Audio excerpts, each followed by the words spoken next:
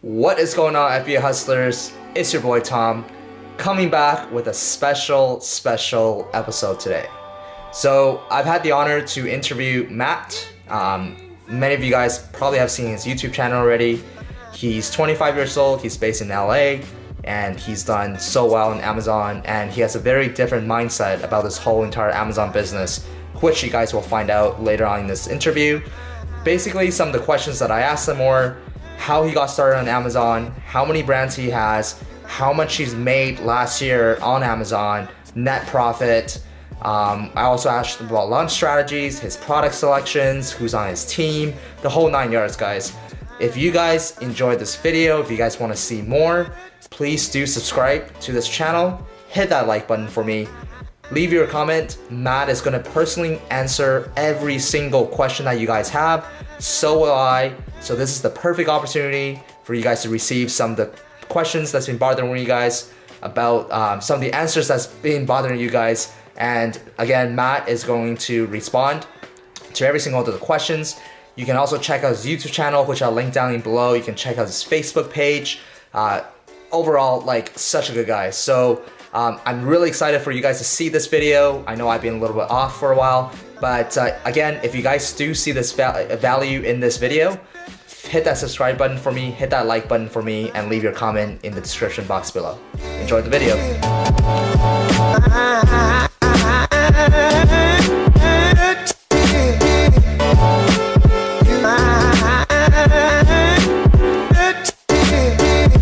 What's going on, YouTube? It's your boy Tom, coming back with a special guest today. His name is Matt. He's out of the LA area, and I first came across Matt on YouTube, and one of the things that separated Matt, and this is just genuinely from my heart, is he's definitely in this for a long run, and he's talking about building a brand. He's talking about building, off of Amazon and stuff like that, and that's just very different than what I'm kind of exposed to and used to. I'm sure you guys as well. So I want to welcome Matt to the channel. Today we're going to do a quick interview with him, and he's going to basically tell us his entire story. So welcome to the channel, Matt. Yeah, what's up, everyone? Thanks for having me, Tom. To everyone listening, I mean, you guys are listening to Tom, so like about my sort of different angle, you're already in the right place because Tom's clearly thinking about it that way as well, which is, like he said, pretty rare in this. Everyone's kind of looking for the quick thing. So yeah. For sure. So and on a side note, guys, before we get in the interview, before with my YouTube channel, I was releasing a lot of like tactics and a lot of like screen recording in terms of like, how to manage your PPC or stuff like that. But there's so many PPC tutorials out there, and to me, I was a little bit lost in terms of which direction I want to take my YouTube channel. And when I first came across Matt's channel, I'm like, man, that's it. Document, not create. And that's when I started just basically documenting my journey and share the whole experience with you guys. So thank you, Matt, for inspiring me to do that. And yeah, we'll just quickly jump in. So why don't you just tell us a little bit about yourself, Matt, like where you're from, how old you are, how long you sold on Amazon, and we can just carry the conversation from there. Yeah, sure. So my name is Matt. I'm originally from Northern California, grew up in Napa, moved down to the LA area for school. I went to UCLA, studied psychobiology. But yeah, I mean, I was dabbling with e-commerce on the side of school years ago. So my story starts before Amazon, actually. I was, hustling Craigslist for used cell phones and flipping them on eBay, stuff like that. That was sort of my side hustle. I was really into watches, so I started buying and flipping watches. Eventually, that led me into wanting to do things that were more repeatable. So I started importing from like AliExpress, small scale type stuff, buying like generic things, all of that. Sort of like it was more comparable with wholesale, which I found was difficult because then you're competing on price, other sellers come in, all of that. So that sort of led me to think about the concept of private label before people were even referring to it as private label. It was just an intuitive thing. Like, when you go into Target or whatever, like there's all these products, but that doesn't necessarily mean that they manufactured these things on their own and did the development and all of that. It was just something that has always been going on. Like, this is not just an Amazon phenomenon. So I was kind of just aware of that.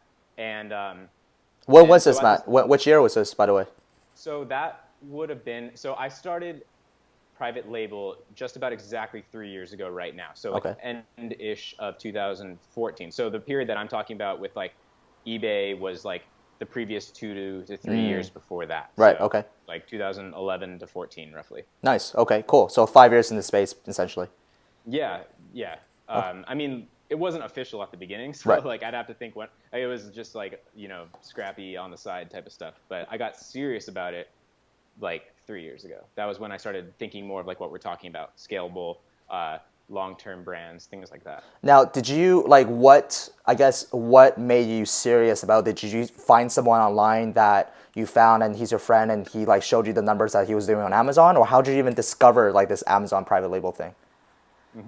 So I was on eBay and I knew Amazon was this amazing thing, and I regret not getting in sooner because it's like I just knew being at the top of Amazon meant so much, right? And I was in a small group of like friends and other eBay sellers, and we were all like we would just talk about what we were doing and stuff like that. And yeah, there was one that got serious about Amazon, and that really made me think like, dude, I need to stop putting this off and get in now. So yeah, I mean, I guess I hadn't really thought of it that way, but I guess him in that group probably was a pretty good trigger for me to finally take it more seriously and just get it started because, I didn't have a lot of money to invest back then, and I was really busy. I was in school.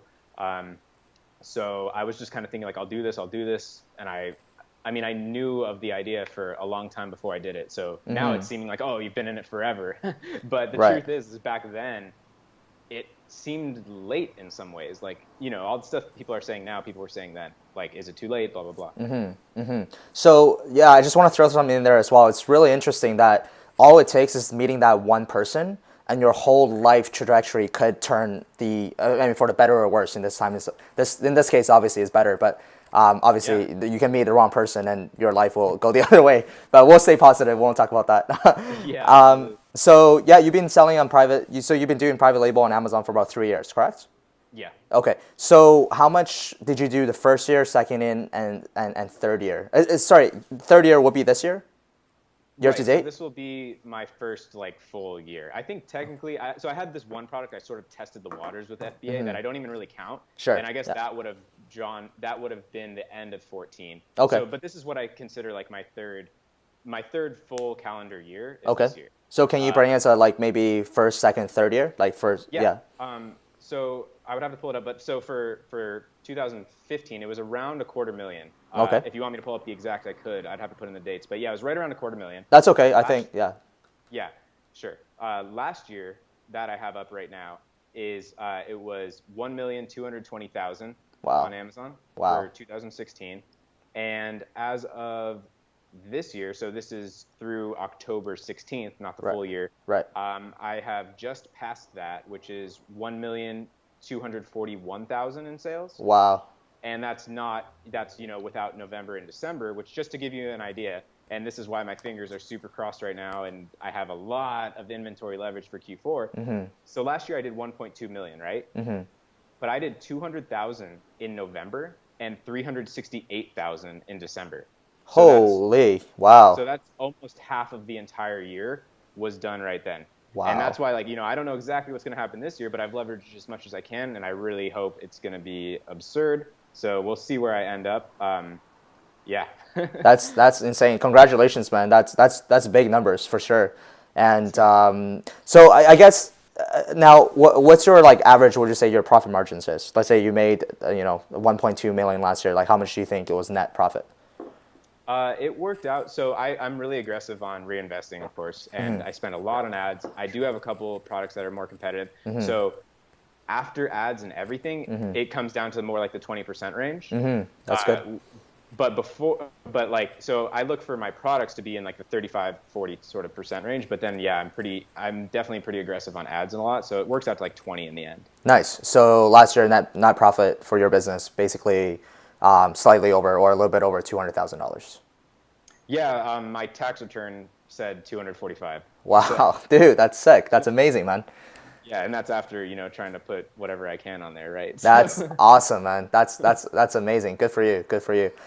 So I guess we can just quickly talk about that. And obviously now everybody know how much money Matt makes, and he's got a credibility. He's not just like a guy that sold fidget spinners for 3 months and made $50,000. And he's got a real business that's sustainable, that is growing. How many brands do you have on Amazon? Is it just one brand, or you have multiple accounts, multiple brands?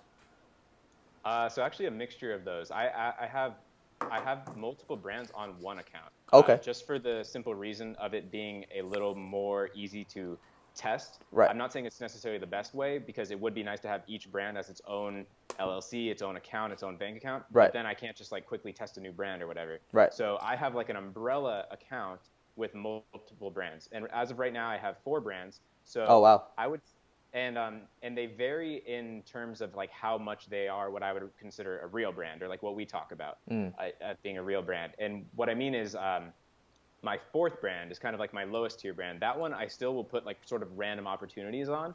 So I will just sort of still attack products that I just think, look, this will work. I'll just kind of throw it under that brand. And then like my 3rd from the bottom brand is like a product line, I would say. And then my top 2 brands are the ones that are much more cohesive and, I have a little bit of a following and different products and it's, repeat customers, more of that type of stuff. Right. So if we can go from brand number 1 to 4, how many ASINs do you have on 1, 2, 3, and 4? So it's between, I mean, I'm out of stock on a few right now, but it's in the range of 5 to 10 products per brand. It is the range. Okay. So I have like 35-ish total products-ish, not including variations. So if we're talking individual SKUs, it would probably be in the 50s because I have some that have like lots of colors, things like that, sizes, whatever. Right. Wow. So 50 SKUs. Yeah, I mean, roughly. I don't really think about it in terms of the color variations and stuff like that. So, but yeah, I have like for example, right now I have like 32 listings in stock, but probably a few that are on the way in right now. So yeah, it's like 35 total listings. Now, I know that you said brand number 1 and 2 are kind of basically you have a following. So when you say you have a following, does that mean you're doing a lot of things outside of Amazon as well? Or can you speak to us about that? So that's more of like, I mean, so I'm not the expert in that yet. That's more of like what I am looking to as I expand and move forward. So yeah, Right. I mean, I have like for those ones, I have Instagram accounts, I have Shopify websites, things like that. Right. But it's still, and I have like, pages on Facebook with a okay amount of likes. Right. But that's the type of stuff that I'm working towards really scaling up on. Right. But that's where it's at right now. It's Right. not like hugely sustainable off of Amazon thing as of yet, but Right. that's what I want to shift those brands towards. Right. Remarketing my existing customers, all of that type of thing. So let me ask you this then. If you had the opportunity to go back in time, and right now you have 4 brands. With brands comes product launches. With product launches comes cash flow problems. If you had the option to do what you're doing now, basically you just said that you have a lot of products, you're focusing most of your attention on Amazon, but you're scaling outside of Amazon. That's definitely something to do on your to-do list. Versus if you were to go back in time, you could only launch 2 of your brands, but you're spending a lot of your effort on Shopify, influence marketing, and stuff like that. Would you maybe, instead of launching your brand number 3 and number 4, you would actually focus the majority of the time off of Amazon, or you think that maybe you can build up your empire on Amazon, then start building your offline channels? So, I mean, I think both are right. And I think it's basically what I've done is like the core focus has been those top 2 brands. And those are the ones that I want to build into the long-term thing. But at the same time, if I see an easy opportunity, there still sort of is that Amazon opportunity, right? Right, of course. So yeah. I wouldn't like not do it, especially if you have the money. But if you're going, but I would value higher the long-term approach, which is to build that core brand. Everything you talked about, influencer marketing, Facebook ads, all of it. Right. But for me, I just went the approach of sometimes I'll find products that need relatively low investment, and I think it's a relatively easy opportunity that won't require a lot of my time, and I'll still throw those up. Right. So Does that answer your question? yeah, it does. So let me ask you: did you ever sell fidget spinners?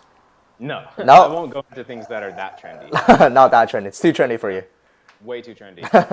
Or like hoverboards, all of that stuff, dude. I mean, I just know as soon as I see that stuff, you just know what it's gonna do. Yeah. It's gonna go way up. It's gonna go down. Yeah. But I do look for sort of, I like long-term trends. I think that is a good thing. Like something that is emerging over the course of 5 to 10 years, maybe. And I would say my top 2 brands fit that mold, which is it's sort of like an emerging category. I wouldn't call it a trend in terms of like fidget spinners, but it is like something that has gained popularity but will continue gaining popularity, I think. Well, I'm going to ask you this, and if you're not comfortable in sharing with us, you don't have to, because I respect that. Can you, for your brand number 1 and brand number 2, what like category are you in? Are you in like beauty? Are you in? Yeah, no, I'm cool with that. So most of my products fall into the kitchen category and Okay. sports and outdoors. Okay, cool. Okay, thanks for So sharing that. I haven't even messed with gated categories, things like that. I'm just Okay. in the easy ones, really. Okay, that's cool. Yeah. So maybe because you did talk about, you seeing an opportunity, a kind of launch, and you won't like shy away from taking that opportunity, and you say, okay, if I can make some easy money, I'm gonna do it for my product, for my brand number 3 and number 4. So can you speak to us about, how do you determine what's a good product? What is that one thing that maybe, I mean, it's not going to be one thing, but your criteria of launching a new product? I know that you're thinking about the long term and stuff like that, but do you look at the review to sales ratio? Do you look at, like, what are some things you look at? What are some metrics you look at? So, I mean, for those opportunities, for the ones that aren't a brand, it's all the stuff that everyone watching probably already knows, right? Okay. It's existing sales volume. It's the depth of competition. But for me, a big aspect is, can I build a brand around it? And when I say that, like, it's really the fourth brand that doesn't have a brand. The third one is still all related. It's just that I'm not taking as many efforts yet to really make it a brand. But as far as like what would fit into my sort of random category, like if you're just looking for a random opportunity, it is just that balance of sales volume and competition. And I don't limit myself to a lot of the criteria that some sellers do. I do a lot of C shipping. I don't worry about that type of stuff because, the more hurdles, the less people that are going to get to that point. Right, for sure. But yeah, I mean, my sort of outlook on competition, and hopefully this is valuable to some people, because everyone wants to know, like, what's the exact number of reviews? What's the exact number of competitors? And to me, like, it's such a balance, right? It all depends on how big is that market compared to how many competitors there are. So I've got into products that have pages and pages of competitors, but if it's a big enough market and there are people that are still doing well anywhere down the list, then that could still be an awesome opportunity. On the other hand, I've got into products that have 2 competitors or 1 selling the exact item, but if there's only 1 seller and they're doing well and I can get in there and it's just an easy sort of grab, but it's not a huge opportunity, I might do that as well. So it's like those things, as one goes up, the other goes down. So. Now, when I look for products, I kind of filter by the revenue on the first page. If, let's say, only 5 people are bringing majority of the sales and everybody else is making like $1,000 to $3,000 in revenue, it's not kind of a niche. And everybody on the top 5, let's say, their listings are like 100% optimized. I don't really like to compete with them. Now, you did mention quite a bit about differentiation, right? Now, how do you, if you were to just give us a couple tips about how you differentiate your products or what you recommend other people doing, whether that's bundling, packaging, and add-ons or whatever, can you just maybe share with us in terms of your expertise in creating that competitive advantage in terms of a physical product perspective? Yeah, so for me, a lot of it is branding. It's finding one angle that I can market to that advantage. So it's hard to give an example without saying exactly what I'm talking about. Sure. But no, you don't. You don't have to. Give your example. maybe it's a material, and maybe there's a lot of sellers that use a cheaper version of it. Right. And that's your marketing angle, and the product improvement becomes your marketing angle. Maybe it's like some slight upgrade to what. Like not even with bundling, not even with changing, but just something like that. I've had that be the case. Branding, yeah, 100%. Packaging. I have listings where I'll show my product box in the main photo just because I know that'll pop. So that helps. So I mean, I wouldn't do stuff like ebooks unless that makes sense for your niche. In general, I think that's just looks cheap. Yeah, and what's funny about ebooks is that now that Amazon sellers can opt out of subscriptions, and a lot of them, they don't know that they opt out and they don't receive the ebook. They have the expectations to receive the ebook, and I've actually seen people leaving negative reviews about, hey, I didn't get an ebook about this. That's a really good point. I hadn't thought about that yet, but yeah, because I get a lot of those undeliverable emails now. So yeah, what do you use for your email sequence, by the way? So I just have Feedback Genius, and that's just out of the fact that that was the only one when I got it. Okay. And so I've never been bothered to convert, but I'm sure any of the newer ones are probably better. But Right. I have no problems with it, so I've never bothered switching. But Right, right. But it might take you a while to switch over 50 SKUs over to a brand new email sequence as well. yeah, and I just haven't really had reason to. I don't have any complaints about it, but yeah, maybe there's other ones that are a little cheaper, have some added features now, but I've just sort of let it keep rolling. I probably signed up for it basically almost 3 years ago, so I've just sort of left it. Damn, that's a loyal customer for sure. 3 years. Yeah, I've probably spent, I don't even know what I'm paying per month to them, honestly. You're in the top tier for sure because there's like a tiering thing, right? Yeah, but they have some really big tiers, so I don't think I'm in the top tier. No. But I'm definitely not in the bottom tier. Yeah. Fair enough. So the next question I was going to ask you is, you talked about product selection. Now, maybe talk to us about a launch strategy. You're launching new products. What's your go-to launch strategy here? So I think this falls into the category of this is changing, right? And it's like the stuff that we've been sort of talking about outside of this call, so we can get into a little bit, like, funnels, remarketing, all of that stuff. I think that's going to be the way forward. Facebook bot messengers, going all this really interesting, intricate stuff.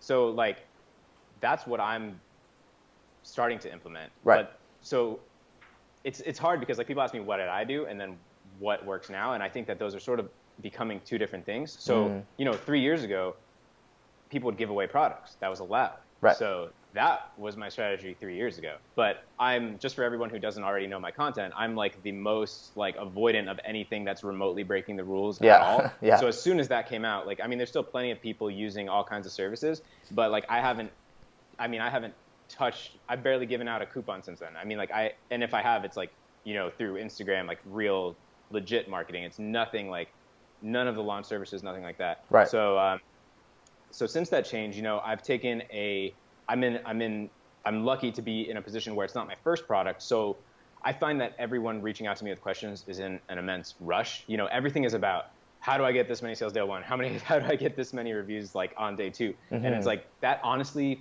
since the review change has not been my personal, that has not been the way that I've personally gone about it anymore. It's been, I've gone for a much more soft launch approach since that change. But now, and I've also had the advantage of already having established products that I can leverage for my new products. Right. And that's why I expand within my niches. So, how do you do that though? How do you leverage? Do you cross promote kind of thing? Yeah, exactly. So I'm always, my next products are what is the best selling related product. And like, I'll look through frequently bought together, all that kind of stuff. And I'm always trying to expand as much horizontally as I can. But that said, I have got into, I have launched products on my random brand within the past year since the review change.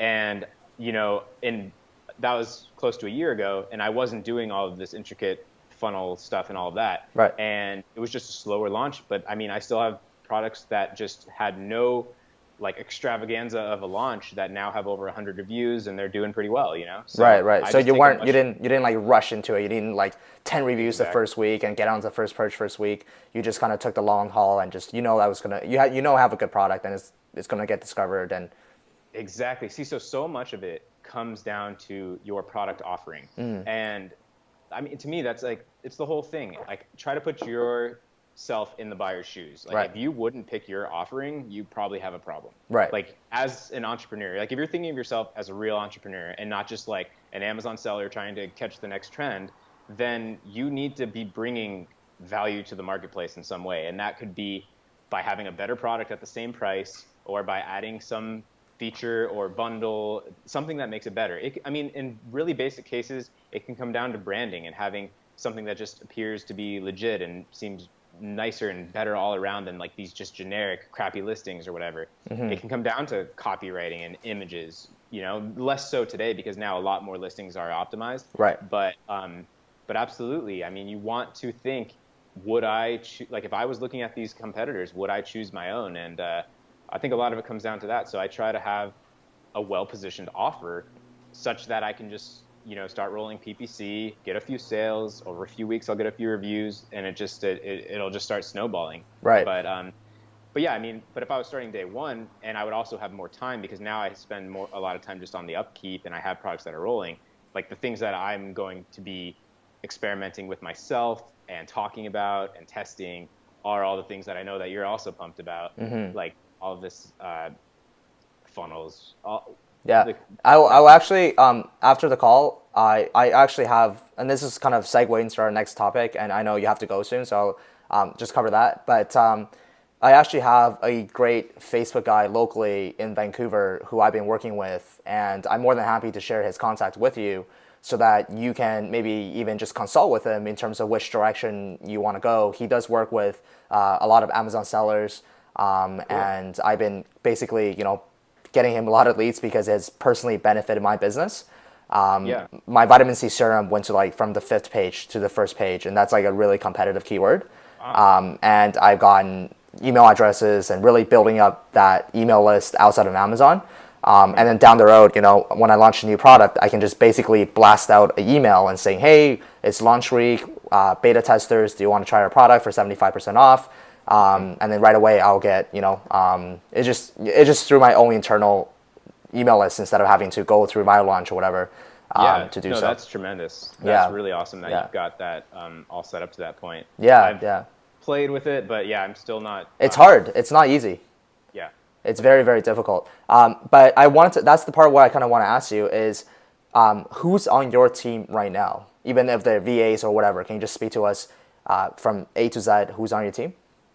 Yeah, I mean, it's probably smaller than you might think based on how you phrased the question. Yeah. I really just have one full-time absolute rock star VA and myself. Wow. At sometimes his wife was helping with customer service, but she's gotten busy recently, so he's mainly still doing it again. But yeah, he's just awesome. He does the customer service. He monitors for reviews, feedback. By trade, he's actually more of the graphic design and photographer side of things, so that's his background. So is this the guy that does your videos too? Yep. So so now he's got that on his plate. So now he's just massively overwhelmed. Yeah. If you've seen my YouTube videos, you'll have an idea of how good this guy is. Yeah, so he's really good. I'll link it everywhere. I'll link it here. You'll everywhere. It's right here. Yeah. Yeah. Check out his videos for sure. Those are high quality, Casey Neistat style.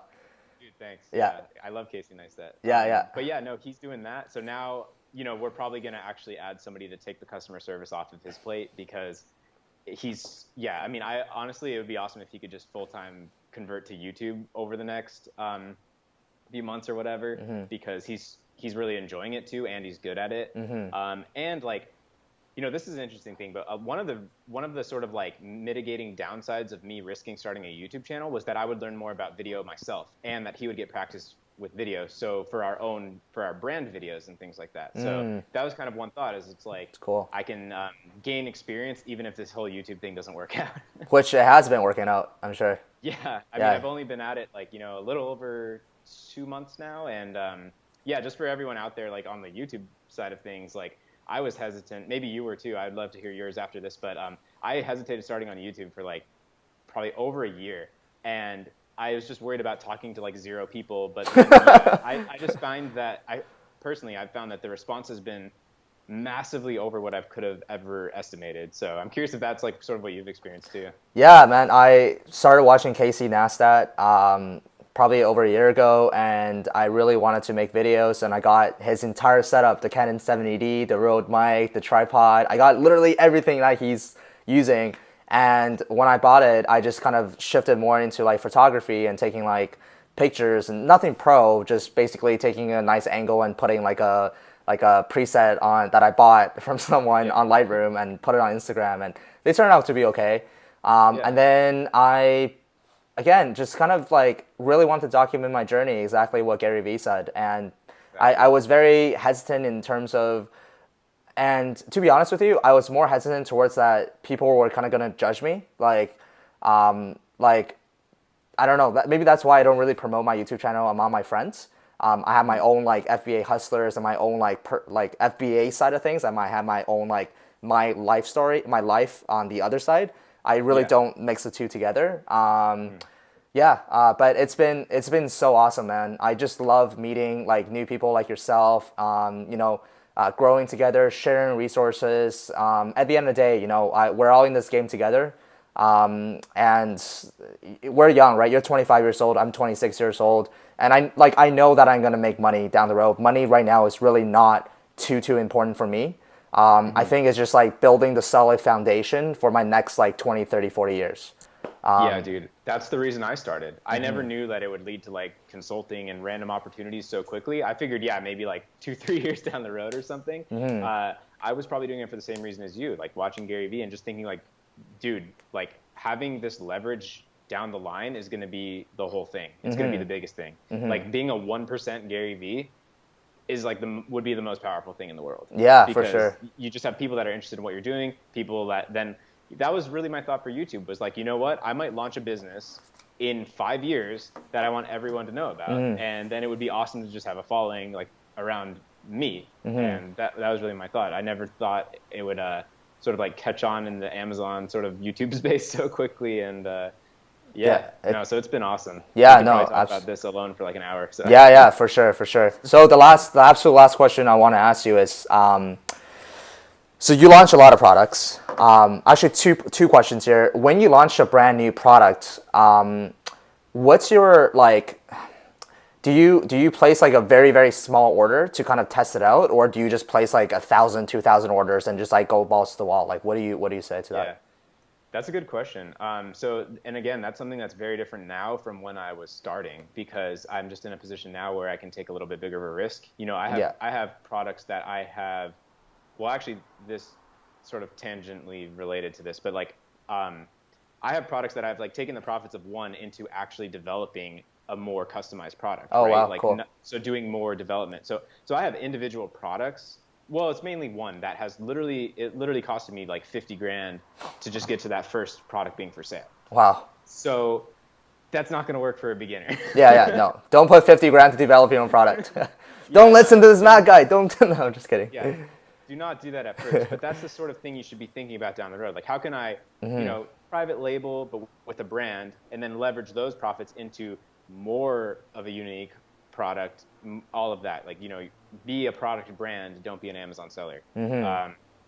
But yeah, so in the beginning, I didn't have a lot of cash to invest. So yeah, I mean, I would start with a few hundred units, all of that, but I was constantly going out of stock, trying to order more. Then I'd be scared to order more because I didn't know if I'd get traction again after I got back in stock and all of that stuff. But now, like I said, I take a longer approach. Like I have a new product. Now I order in the range of 2,000 units usually just as my initial. Oh, and wow. And that's because look, if it works, I want to know that I have 6 months of inventory or whatever. And that's just sort of the approach I go with now. And I find that a lot of the products I'm looking at now require larger MOQs or stuff like that. So, I mean, here's actually valuable piece is my second brand is the one that does the best. And that was because it costed more to invest in. So I used the profits of my initial brand to go into a market that required more investment. And so it was a higher market size, competitive, but there was actually not a lot of competitors because I knew it would take like at least 10K to even play in this space. So, it's always about leveraging it into the next thing. Everyone's asking me, I'm sure they're asking you, like how much money am I going to make in the first month? And I'm like, dude, like, no, like, I mean, that's just not the way to think about it because you want to be rolling that money into growth and all of that. Like, I'm sure that's the way you're thinking about it, and that's how everyone listening should be thinking about it. Yeah, and that goes all back, like everything is kind of forming together, coming in a circle, and that's kind of all tying back to, I guess that's why I started this YouTube channel as well. Is like out of the like I'm in sales, right? And last year I did really well. Like I was number 3 in the country, and I basically learned from my mentor who's number 2 in the country. But I just feel like I want to make a difference, and obviously I'm in sales, so I like to talk a lot. But I feel like there's so much like I mean, it's a little bit of a sensitive topic because I don't want to come off as like a hater or whatever. But I feel like there's so many people out there that are selling courses and whatever just because they made money off of fidget spinners, and then they think that they're an Amazon guru. And like that, I can't stand that, man. That pissed me off. And they're going after people that are like brand new, like high school kids that are like selling the dream. Like, yo, you can make so much money on Amazon. It's not gonna happen. It's not like that. Like, Yeah. that's the reality. I'm telling you right now, it's not like that. And Matt can kind of like tell you the same thing.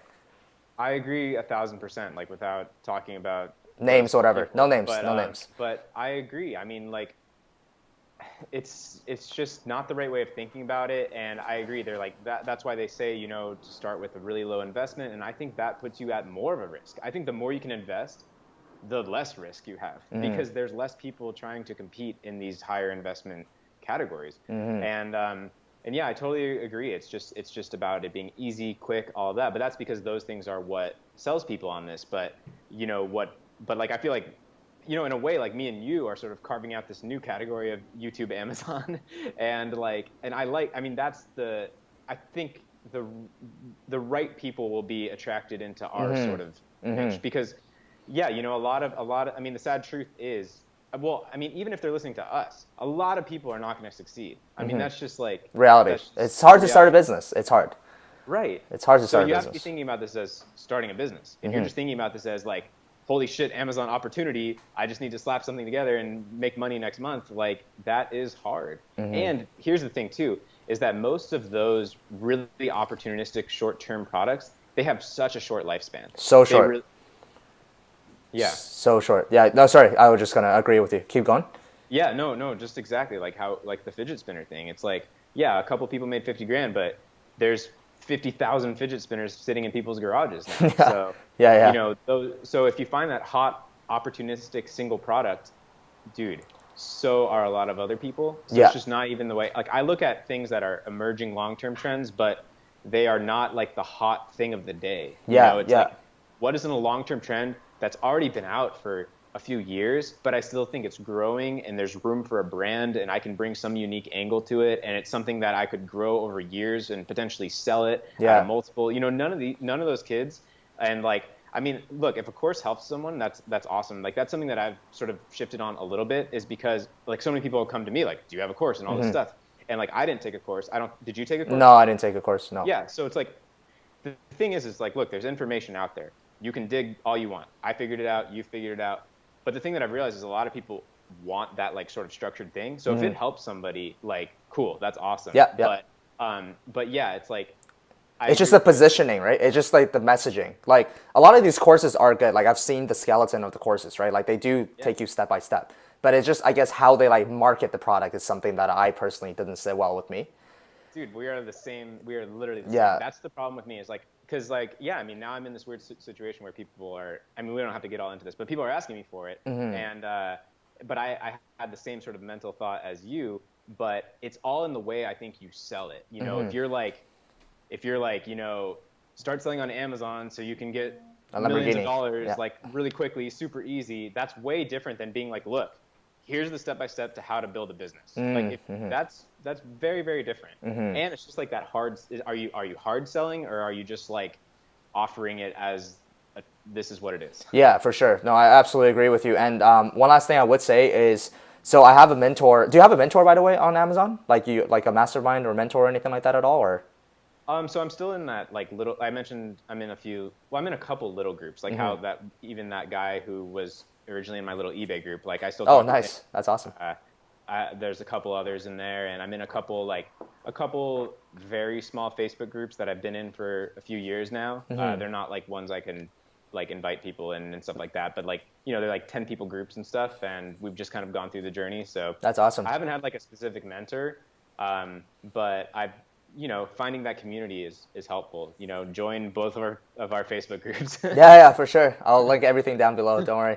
It'll be like everywhere here. But I was gonna say, because I have a mentor that I guess I was in a Facebook group, and it's called the Amazing Funnels, and his name is Ryan, and he's actually a lawyer out of San Diego, and he basically started this like Facebook group, and his whole thing was like building a real brand outside of Amazon.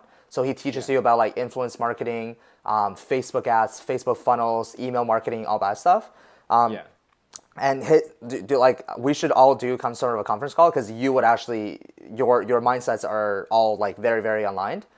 Yeah, dude, when you mentioned that podcast interview with him Yeah, I think that was on AM AM PM, PM, right? AM PM. Yeah, Yeah. So I listened to that one, and yeah, I was like, dude, this guy is like me. yeah, Like yeah, it's yeah, crazy. yeah, So yeah. No, he's I joined his group, and yeah, it's legit. I mean, like I said, I'm in the process of implementing some of those things, but I've done a lot of what he does in terms of like influencer marketing and things right. like that. I have gone down that road more than I have the actual funnel aspect. That's more of like what I'm implementing now. But yeah, I mean, that's the stuff I'm thinking about. That's what I think everyone, even starting out, should be thinking about. So Yeah, I'm for super sure. hyped on all the same stuff he's talking about. For Yeah. sure, for sure. But I he's didn't know he's you were like personally being mentored by him. That's yeah, awesome. he's basically did this contest where he's like, okay, so he's releasing a course, right? He's coming out with a course, and his course is going to be very, very different than all the other courses because it's not really about Amazon. It's about building a product-based company and how do you leverage things like Facebook ads, ClickFunnels, and email marketing and social media marketing to gain your Amazon sales as well as building that brand outside of Amazon.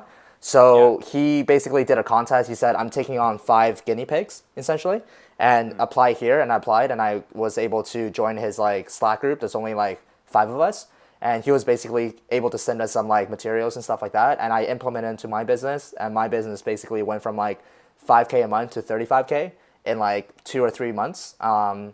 And yeah, like a lot of my I guess growth is I can attribute to him, and so I'm really excited about his course actually, and I'm gonna be like promoting it for him just because I Yeah. literally changed my like business, and it's gonna Yeah. benefit so many other people. And he's like no BS, no like hard sell, none of that, like no like nice Yeah. cars in the back or anything like that as well. So Totally agree. That's yeah, awesome. That's crazy. I didn't realize that you had gotten like that help from him directly.